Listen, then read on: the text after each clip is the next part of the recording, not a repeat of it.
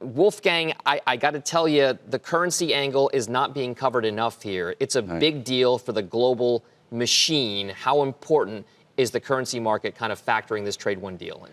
Well, I think they're not looking at it as they have been like just over tonight, because they actually saw the signing of the funds coming in. But what they are concerned about, and you're seeing that as you're looking into the options market, et cetera, is the continuous volatility and impacting of corporations by this.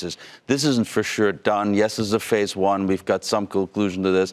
Now everybody's talking about how this is going to go into the election. That means we're going to be handling this all year long. And you're seeing corporations really getting impacted by it. When you talk to clients about the relationship between the dollar and the yuan, we know that it's kind of tied. It has to trade within a band of the U.S. dollar. Right. It's linked to it. Right. What exactly are you looking for in terms of the phase one agreement, the enforceability of these types of situations between the currencies that makes this deal something that can be really generally enforced over the course of the next several quarters or years? Yeah, and the issue there is kind of interesting, because the stronger dollar is actually not good, right? So what happens is they actually want a strong yuan, yet they want a strong economy. And so that's the conflict that keeps getting up. So the only thing corporations really can do is to actually manage this via the financial markets, quite frankly. How far are you hedged? And there's some companies who are doing it really well and some who are not doing it as well. The ones who are doing it well are saying, I'm not in the business of actually speculating in the currency markets. I'm actually in the business of having predictable earnings, right? So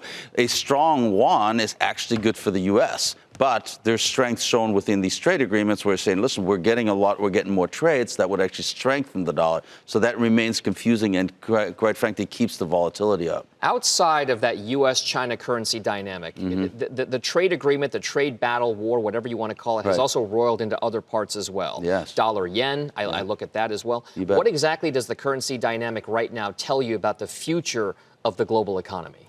Well, it's telling me that, unfortunately, we're going to see an entire year of volatility. That's number one. What the United States is hoping for, that there are some countries where we're actually going to have a strong dollar and some we're going to have a weaker dollar. So there's some offsets that are not going to impact the corporate world as much as you would expect.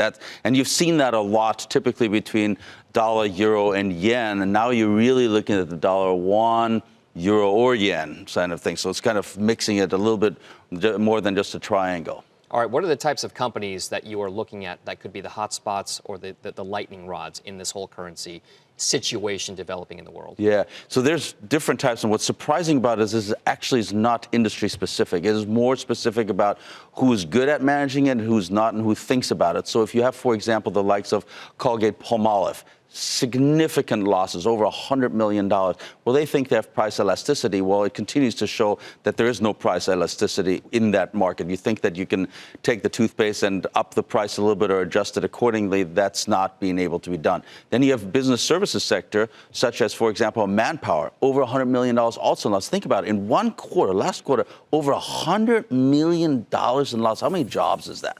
Let's think about that. Well, what's interesting about it is you have companies like Accenture who do it really well. All right, Wolfgang Koester, some names to think about right there. Manpower, Accenture, and Colgate-Palmolive. Thank you very much.